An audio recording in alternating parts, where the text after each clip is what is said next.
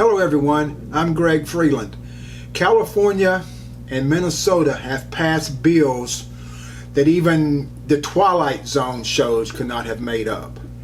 They are allowing kids that run away, say if you're visiting Minnesota or California and your kid is kind of on the line about this gender stuff, they can run away. They can basically be seized by the state and given these life-altering gender drugs without parents' permission. It is totally up to the judges whether you can get your kids back. And a lot of these judges in these states, California and Minnesota, they're left-wing goons that will do that. So can you imagine visiting there, your kid runs away, they can basically be castrated without you giving permission. And this Congress lady or this lawmaker in California, she is trying to introduce a bill that will allow this to happen in children as young as 12 years old. Let's take a look at this.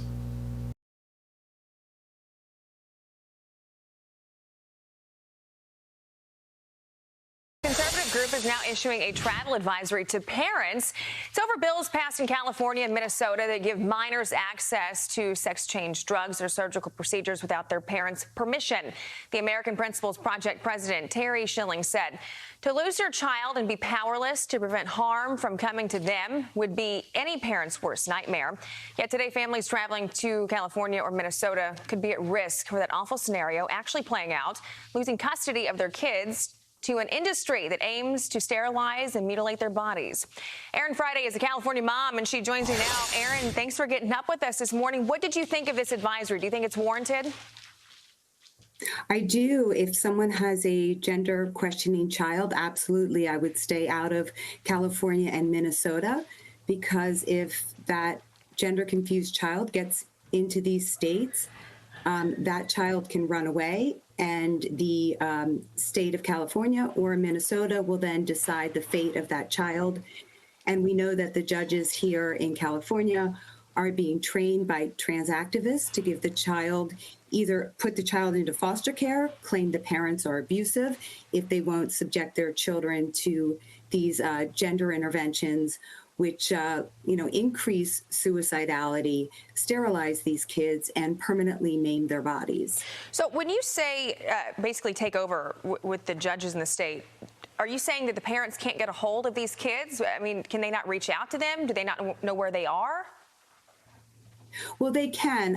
Let me give you an example. Let's say mom and dad have a gender questioning child and they come to California and that child runs away while they're on vacation. The California courts will then be in charge of what happens to that child, as opposed to what normally would happen is the child would be returned to the state where the child lives with the parents, and that state would decide. But instead, once that child's here in California, the California judges will take jurisdiction and they will decide what happens with that kid. And of course, here in California, because we're so progressive, and same in Minnesota, the judges will deem these parents to be abusive for not poisoning their children, for not maiming their children. Oh, wow. So, not only is it dangerous for kids and parents, of course, in California and Minnesota, but these states also allow kids to come in from other states. So what do parents need to know about the safety and security of their kids? I mean, this has to concern a lot of people, especially if their kid has come home saying that they were questioning who they were. Yeah, well, I would tell parents who are together and have a gender questioning child to not come to these states.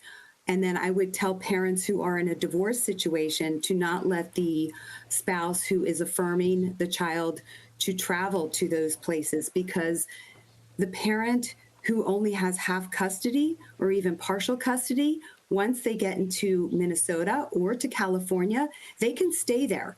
And then they can get that gender affirmative care, euphemism. They can get that without the other parent consenting to it. So it's super dangerous. So, Erin, I mean, California is I was going to ask you, these what are you seeing in your progressive state?